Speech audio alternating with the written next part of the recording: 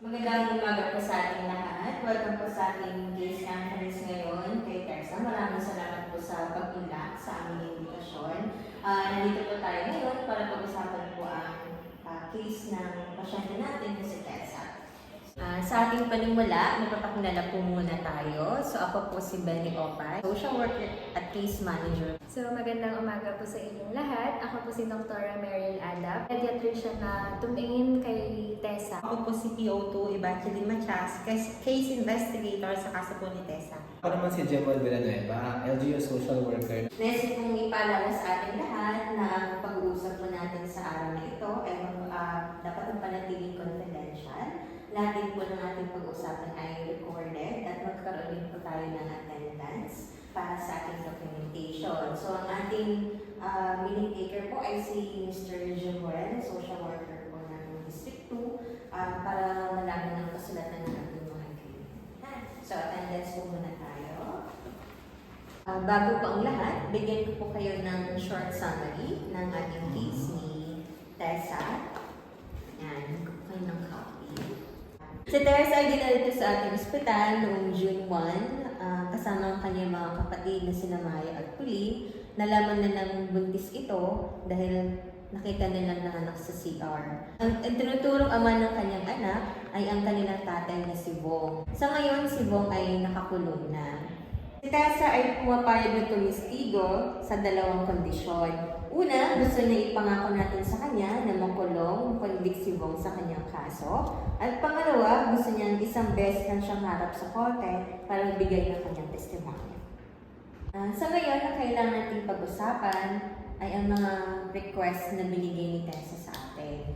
Hindi natin may papangako na mapapakonvict natin si Bong dahil hindi naman tayo yung judge na bigay ng conviction para sa kaso niya.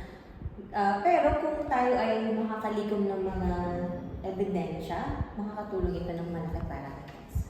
So, Doc, meron po ba kayong mai-input? So nung nakita ko po si Tessa noong June 1, so base sa examination ginawa naman po namin, wala naman po akong nakitang significant na findings sa kanya. Si Tessa ay isang minor, 15 years old lamang, at siya ay nabuntis.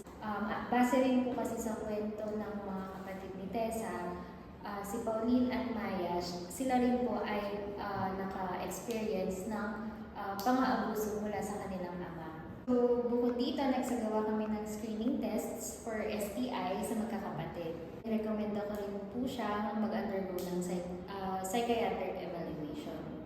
So, sa tingin niyo po, ma'am?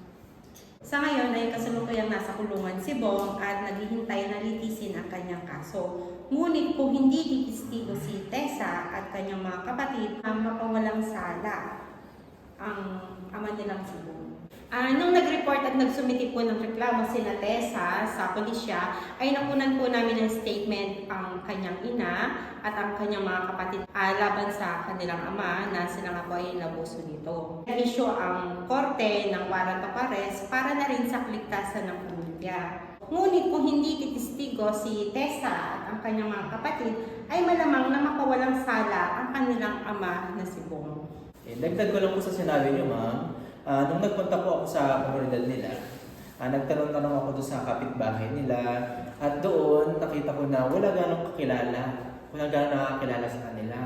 Nagtanong din ako kung may kaibigan ba si Tessa, wala rin nagsasabi na kaibigan niya si Tessa. Nakapanayan ko din yung nanay ni Tessa. Sa pag-uusap namin, ramdam ko na siya ay natatakot at may pagsisisi din na hindi niya pinaniwalaan yung dalawa ng anak sa nangyari. Mabuti naman at nung nagpunta ka, sir, nakausap mo si nanay para at least kayo nalaman natin kung ano talaga yung family dynamics ng family ni Tessa, di ba? So, base sa pag-uusap namin nung nakaraan, si Tessa ay biktima ng sexual abuse. So, ito ay lumalabag sa RA 9262 tsaka RA 7610. So, tama po ba, ma'am? Opo. Sa kanya kasi, papatak talaga siya sa bawsi and sexual abuse at rape. Kapag po humarap at tumistigo na si Tessa, nakahanda na rin po ang mga ebidensyang nakalap namin para makatulong na mabuti sa kanyang kaso. Maganda po at marami tayong output sa mga napag-usapan natin ngayon. Makakatuloy ito ng malaki kay Tessa para maramdaman niya na meron siyang kampi sa mga pinagdadaanan niya ngayon sa buhay. At makakatulong ito para makumbinsin natin siya na magtestigo laban kay Mo. Paano kaya natin tutulungan yung pamilya ni Tessa? Para sa nanay ni Tessa, so sisimulan na natin siya ng gamutan para sa kanyang tuberculosis. Silang lahat ay kailangan mag-undergo ng screening din against STI at HIV. So isama na rin natin si Sam. Kailangan natin ipa-evaluate or i-refer sa neurosurgery para sa kanyang kondisyon na meningocele. Basically, lahat sila ay kailangan magkaroon ng psychiatric evaluation din. Kung kakailanganan naman nila ng gamot, ako na po yung tutulong sa kanila para ma-assist ko sila sa center. Ay, salamat naman, sir. Sisiguraduhin ko rin po na matuturuan ko si Tessa at ang kanyang pamilya para sa paggabay sa pag-aalaga kay Sam. Maraming salamat po sa mga sharing, sa mga input ninyo. Bibigyan po ako ng notification sa inyo kung kailan, kung anong oras po iyon. Para may paliwanag natin kay Tessa yung mga napag-usapan natin sa araw na ito. Maraming salamat po sa oras at panahon ninyo at ingat pa tayo sa pag-uwi. Pagbalik sa kanyang mga opisina po. Salamat! Ako si Benny Rosemary Opay, social worker. Ako si Jemal Moises Villanueva. Ako si Rowena Sumera, social worker. Ako si Dr. Mary Lada. Hindi kami mananatili